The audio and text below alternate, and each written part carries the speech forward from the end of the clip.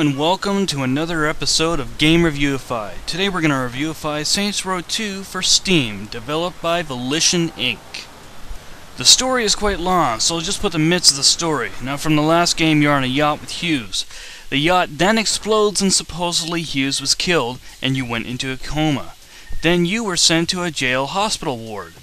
That's where we start off in this game, where you'll get plastic surgery done, and after that you're on your way through the storyline of Saints Row 2. So what's the plan? Now, I played the first mission where you have to go to a court and save some dude Johnny Gat and escape without being killed by the cops. But from this mission I already seen that the developers wanted this story to be great. So the only way they could do that is include the F-bomb more than once in a complete sentence. And of course talk back to a judge, which I thought was quite stupid, and the acting to me was pretty crappy. Now for the controls in this game. You can use either the keyboard and mouse or a compatible joystick. I used the Xbox 360 controller, and I believe because of the age of this game, there was no reference to what buttons to use for the Xbox 360 controller to pick up weapons, fight, etc. Unless of course you look in the controller settings, which for some people may still be quite hard to understand. The controls in this game are kinda crap, because all the actions for your character are all over the place on the controller. An example being when driving a vehicle and you need to shoot someone, your acceleration button is the A button on the Xbox 360 controller. And to move the car left and right, you use the left joystick, and to shoot your weapon, you use the right trigger, and to move the gun around, you use the right joystick. Yeah, even by what I just said, I'm sure you'd find it quite hard to maneuver your fingers around to play that right.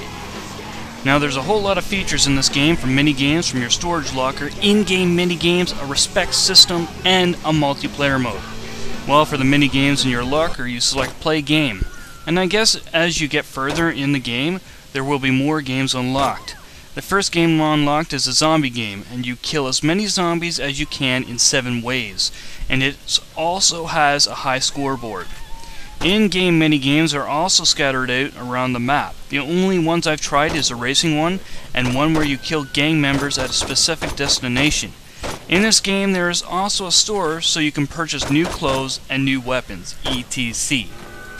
Each mini-game you complete in this game will have you gain respect points, and each main game requires you to have a max amount of points required for that mission. If you buy things in the game, it will allow you to get a bigger score for your respect system so you can further in the game, somewhat like a leveling system in some of your favorite MMORPGs. There is also a multiplayer mode in this game. It hasn't been tested because it's probably dead for PC anyways, and probably not fun at all. There's also a co-op mode as well, which I would believe allows you to play with another opponent over the interweb or LAN connection. Now down to the sound part of the game, which was pretty much the best part of this game, featuring bands like My Chemical Romance, Run DMC, and some other great bands. Everything had its proper sound effect in the game, and even the voices were accurate as well. I can't really complain about the sound in this game. It also featured radio DJs similar to Grand Theft Auto 4 and Test Drive Unlimited 2.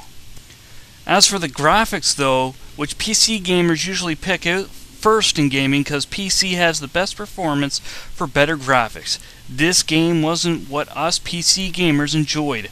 I think the only thing that looked graphically good was the characters in the game, and the cars didn't look too bad either.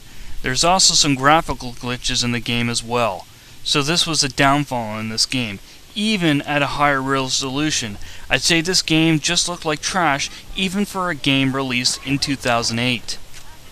Now down to the final parts of the review, and then I'll get down to the final scoring system. The best feature of this game that would have made Grand Theft Auto 4 even better than this game was the character creation system. You can do anything you want with your character. As you can see in this video, my character is pretty goofy looking. You can do just about anything you want with your character, from voice, hair, taunts, clothes, and weight. I also enjoyed the sound in this game because it featured a lot of great bands, and this would be another reason for playing the game. The modes in this game all would be really cool, but the game's biggest flaw was the frame drops, which caused some pretty bad lag. It would make you smash into a tree while driving a car, and making turns was pretty tough. At the end of the second mission, you have to knock down these little shacks. At first I thought, well, a crowbar or a bat would knock these shacks down. Nope, I was wrong. What I was supposed to do was throw an enemy into the shack. But because of the horrible control system, I didn't know how to throw the enemy, and I don't even know if that maneuver is in the game.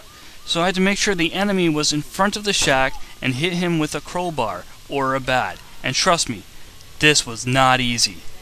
I like the zombie minigame. It's so far the only minigame I've tried, and for some reason, I guess it's because of how small the landscape is and not much action going on, that it didn't have much of an issue with lag and frame drops, and found it more playable than anything else featured in this game.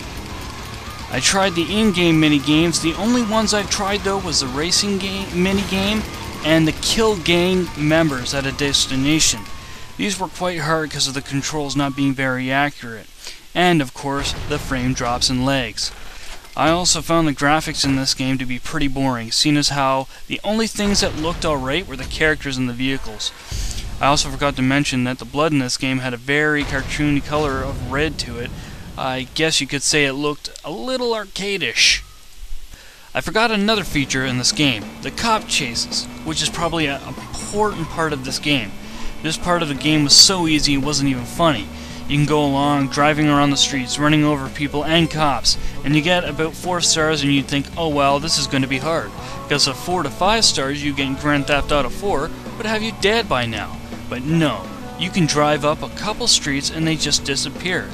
Now, it may get more difficult as you go on in the game, but I seen the AI was terribly easy, and let's just say the AI was terribly easy through the first 2 levels of the game I've tried. There's a good variety of weapons to use in this game, like chainsaws, machine guns, pistols, bats, pepper spray, and so on. I just find these more fun to use if the game was more playable. This game was released on Steam, and you'd think they'd have an achievement system. I don't know if Steam had them back then, but you'd think that Volition Inc. or THQ would release a patch with this option. But nope, they didn't. Okay, I'd like to be done complaining about this game. I'd like to say this game is playable.